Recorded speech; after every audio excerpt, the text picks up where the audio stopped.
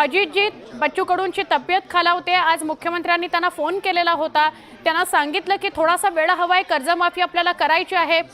पण तुम्ही काय सांगाल? बच्चू कडू म्हणतात पदाधिकाऱ्यांशी बोलून काय तो निर्णय घेऊ।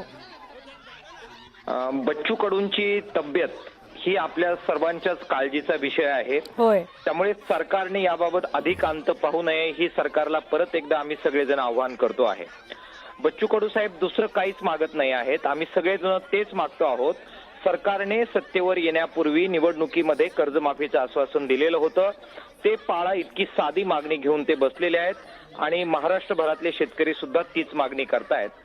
संयम पाळला पाहिजे, परंतु संयम अशा प्रकारे किती पाळायचा याला मर्यादा आहे। त्यांचे प्राण जर एक प्रकारे दावावर गेले असतील तर स्वाभाविकरित्या उद्रेक होईल। कोणत्याही सभेमध्ये घुसून गोंधळ घालण्याचं आम्ही कुणीही समर्थक नाही, परंतु सहन करण्याला मर्यादा आहेत। सरकारने आता फसू नये, शेतकऱ्यांना उद्रेक टाळायचा असेल आणि एक कायदा सुव्यवस्था महाराष्ट्रात ठेवायची असेल तर शेतकऱ्यांचं, बच्चू कडू असतील, बाकी शेतकरी संघटनेचे नेते असतील, त्यांचं म्हणणं ऐकलं पाहिजे आणि त्वरित कर्जमाफीसारखे निर्णय घेतले पाहिजेत। ही शेतकऱ्यांची रास्त मागणी आहे, आम्ही ठामपणानं त्या मागणीच्या बरोबर आहोत। पण एका बाजूला बच्चू भाऊंची तब्येत, दुसरीकडे सरकारनं सांगितलं की थोडासा वेळ द्या, एक समिती सुद्धा गठीत केली आहे, तर थोडा वेळ तुम्ही त्यांना देणार का, सरकारला देणार का? पुरेसा वेळ खरं तर देऊन झालेला आहे। उपोषण करण्याची वेळ सुद्धा खरं तर येऊन द्यायला नको पाहिजे होती। बोले तैसा चाले अशा प्रकारे सरकारने वागायला पाहिजे होतं। समिती तयार करण्याचा, गठीत करण्याचा प्रश्नच येत नाही। काय समिती करणार आहे?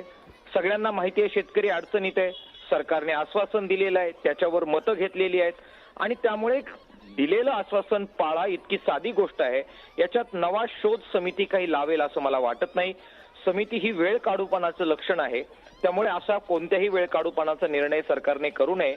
बच्चू कडूंच्या तब्येतीची परत सांगतो आम्हा सगळ्यांना काळजी आहे, परंतु त्याचबरोबर सरकारने आता वेळ काढूपणा करत समितीची नाटकं करू नये असं सुद्धा आम्हाला सरकारला सांगायचं आहे। नक्की, धन्यवाद। तुम्ही न्यूज 18 लोकमतशी बोललात त्याबद्दल। शेतकरी नेते अजित नवले होते। एका बाजूला बच्चू कडूंच्या तब्येतीची काळजी आहे, पण दुसरीकडे कार्यकर्त्यांचा संयम सुटत चाललेला आहे बच्चू कडूंच्या तब्येतीमुळे, त्यामुळे ते असे आक्रमक झाले असं सांगण्यात आलेलं आहे अजित नवले यांच्याकडून। अजित नवले म्हणाले की जो शब्द सरकारनं दिला होता तो पाळण्याची वेळ आलेली आहे, अशी दिशाभूल करू नका आणि संयमाचा अंत बघू नका, असं अजित नवलेंनी सुद्धा म्हटलेलं आहे। आणि त्याच वेळेला अजित नवले हेही म्हणाले की बच्चू कडूंच्या तब्येतीची आम्हाला काळजी आहे आणि म्हणूनच सरकारनं लवकरात लवकर कर्जमाफी करावी, समिती गठीत करण्याचा प्रश्नच येत नाही, ऑलरेडी खूप वेळ झालेला आहे, अन्यथा आंदोलनाचीच वेळ यायला नको हवी होती, असंही अजित नवले म्हणाले।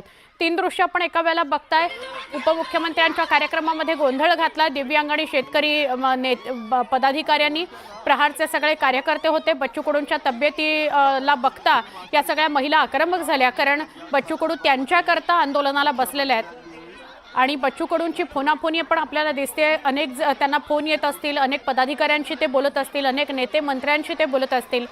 आता संयम सुटत चाललेला आहे सगळ्यांचा आणि बच्चू कडूंनी लवकर आंदोलन सोडावं अशी मागणी महाराष्ट्रातले कार्यकर्ते त्यांचे करता आहेत। सगळ्याच नेत्यांना त्यांच्या तब्येतीची काळजी आहे। काल रक्ताच्या उलट्या झाल्या होत्या, ICU-मध्ये ॲडमिट करायला हवंय त्यांना तातडीने, अशी त्यांची तब्येत आहे।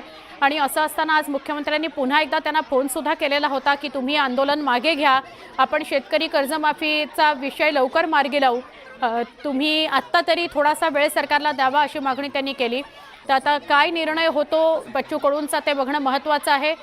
बच्चू कडू आपल्या पदाधिकाऱ्यांशी बोलतायत, बच्चू कडूंची तब्येत बरी नाही आहे, ते आडवे पडूनच झोपूनच प्रतिक्रिया देत आहेत, अशी त्यांची तब्येत आहे। काय निर्णय होतो ते बघूया। त्यांच्या दूरध्वनीवरून चर्चा संवाद सुद्धा सुरू आहे अनेक नेते आणि पक्षाच्या पदाधिकाऱ्यांशी आणि काही मंत्र्यांशी सुद्धा। काय निर्णय होतो ते बघणं महत्त्वाचं आहे। कार्यक्रम स्थळाबाहेर उपमुख्यमंत्र्यांचा पुण्यामध्ये कार्यक्रम होता, त्या कार्यक्रम स्थळाबाहेर प्रहारच्या कार्यकर्त्यांनी आंदोलन केलं। दिव्यांग भगिनी होत्या, काही शेतकरी होते, त्यांनी आंदोलन केलं आणि बच्चू कडूंच्या तब्येतीचा विचार करून लवकरात लवकर त्यांच्या मागण्या मान्य कराव्यात, अशी घोषणाबाजी या सगळ्या महिला करत होत्या। आता त्यांना पोलिसांनी ताब्यात घेतलेलं आहे। काही वेळापूर्वीची ही दृश्य आहेत। या सगळ्या महिला बच्चू कडूंच्या तब्येतीकरता लवकरात लवकर सरकारनं निर्णय घ्यावा अशी मागणी करत होत्या।